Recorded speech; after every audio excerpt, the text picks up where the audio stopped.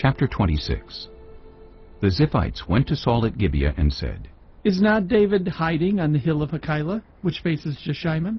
So Saul went down to the desert of Ziph with his 3,000 select Israelite troops to search there for David. Saul made his camp beside the road on the hill of Hachilah, facing Jeshimon. But David stayed in the wilderness.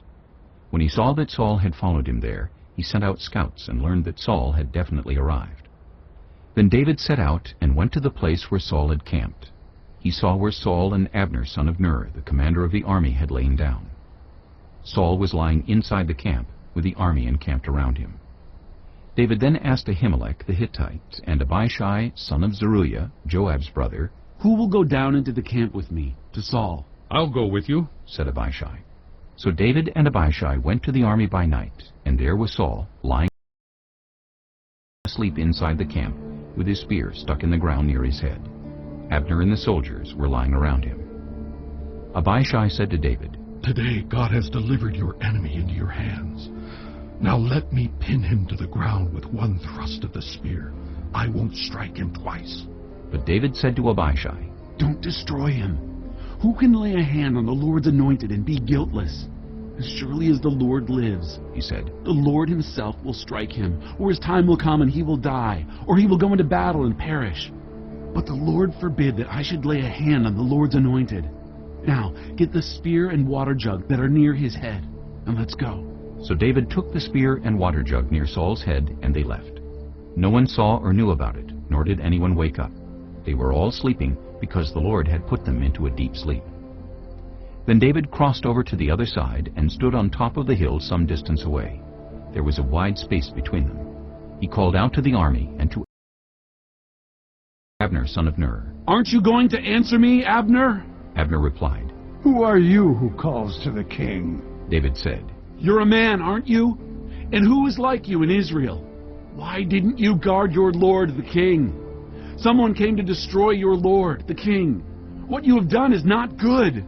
As surely as the Lord lives, you and your men must die, because you did not guard your master, the Lord's anointed. Look around you. Where are the king's spear and water jug that were near his head? Saul recognized David's voice and said, Is that your voice, David, my son? David replied, Yes, it is, my lord the king. And he added, Why is my lord pursuing his servant? What have I done, and what wrong am I guilty of? Now let my lord the king listen to his servant's words. If the Lord has incited you against me, then may he accept an offering. If, however, people have done it, may they be cursed before the Lord. They have driven me today from my share in the Lord's inheritance, and have said, Go, serve other gods. Now, do not let my blood fall to the ground far from the presence of the Lord. The king of Israel has come out to look for a flea, as one hunts a partridge in the mountains. Then Saul said, I have sinned.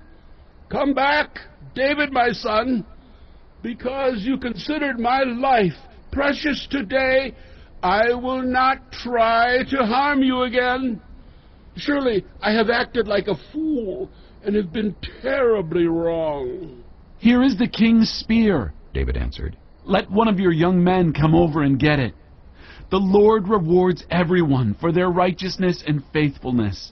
The Lord delivered you into my hands today, but I would not lay a hand on the Lord's anointed.